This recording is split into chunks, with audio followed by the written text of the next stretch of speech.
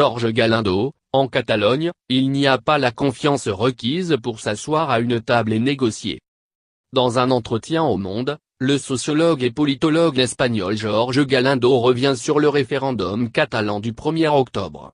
À ses yeux, le chef du gouvernement espagnol Mariano Rajoy n'a pas su gérer cette crise et ressort affaibli de ces événements. Entretien.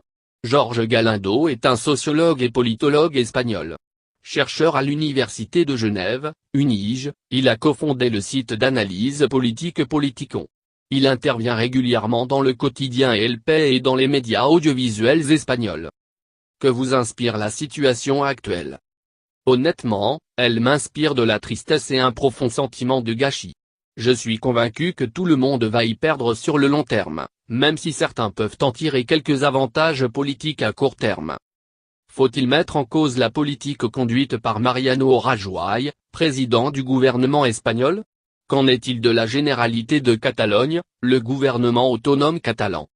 À mon sens, les deux devraient être incriminés par leurs électeurs et par l'opinion publique.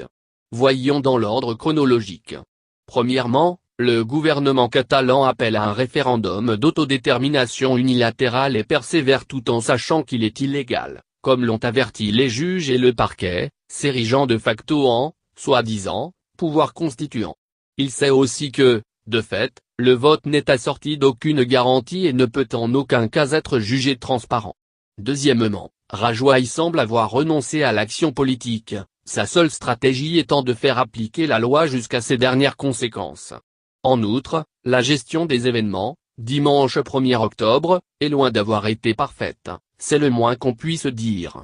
Confronté à un référendum illégal et aux défis évidents lancés par le gouvernement catalan, l'État espagnol faisait face à un dilemme, soit tenter de l'empêcher et s'aliéner l'opinion publique en raison des images d'intervention musclée de la police, soit le laisser se dérouler et se retrouver face à une nouvelle démonstration d'insurrection de la part des indépendantistes. La mobilisation a été